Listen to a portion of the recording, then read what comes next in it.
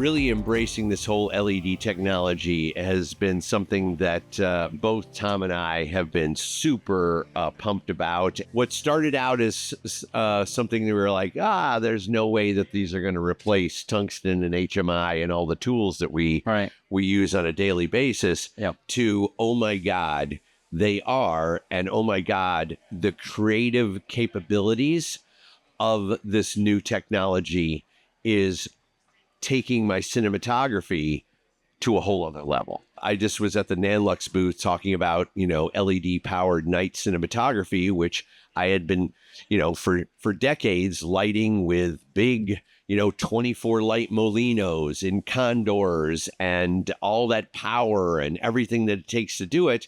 And then I ended up lighting the same exact areas with 4 2400Bs that took under 80 amps to be able to do that. And then being able to use the subtle tonality of a 400 degree Kelvin shift. So you can almost painterly paint your landscapes with like a watercolor painting. And that's really exciting to me as a cinematographer, because back in the day, you could not do those subtle shifts. And if I'm doing night exteriors on streets, I am sending my team with a Honda putt-putt generator, 6 blocks down the road, to be able to put all these beautiful little lights in the background so it's not just jet black, and it gives depth and dimension.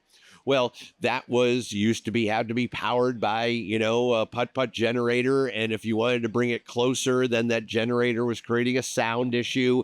And with the sound issue meant, we got to turn that off. But now you can power all these lights on a simple battery plant and use the LED technology that doesn't take anywhere near the power requirements.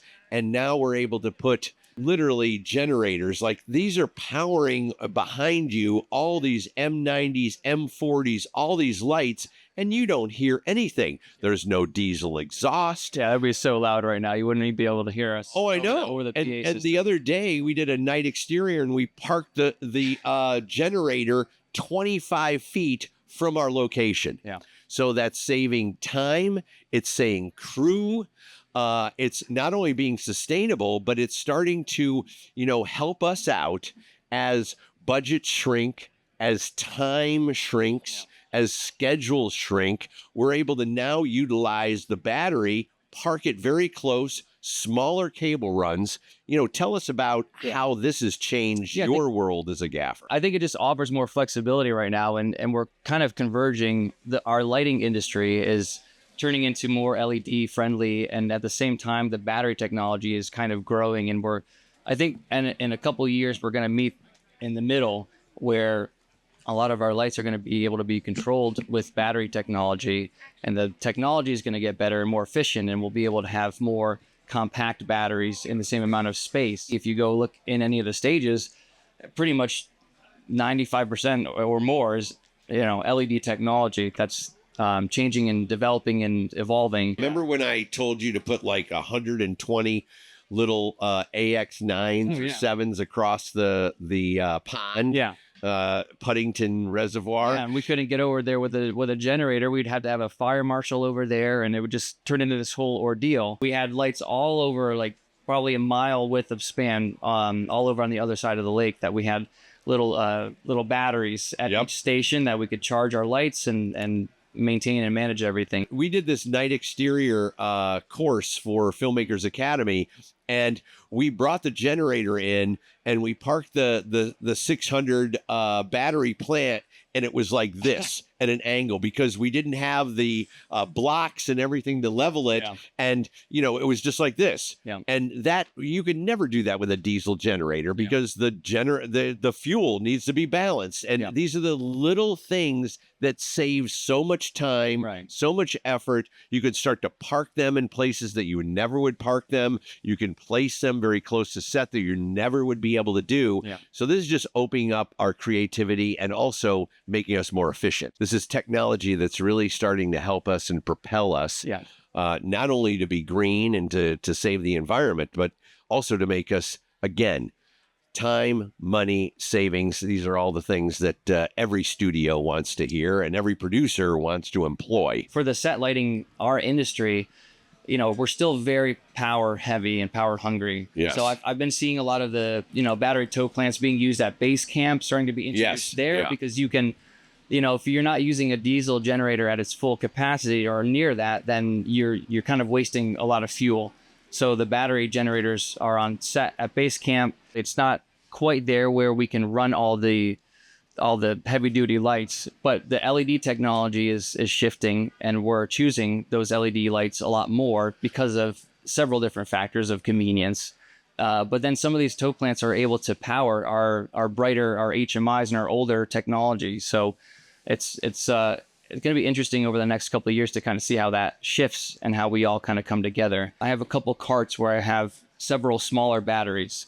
And so that allows me, if we're in a mall or something and we can't, have a tow plant nearby and it's diesel, then I can just roll up those carts on the set and roll them in the JCPenney or store or Home Depot or wherever we're filming, and just have reliable power, because all the battery technology has become very reliable. The estimates of time for running lights is very accurate. So it will tell you if you have an hour and 20 minutes, and it's going to turn off in an hour and 20 minutes. So it will. It's reliable, where we need that reliability on set. We can't not know how long a light is going to turn on for. It can't turn off in the middle of a take. Well, I think it's almost like a new skill set for a gaffer to survey the lighting that the director of photography and you have agreed on.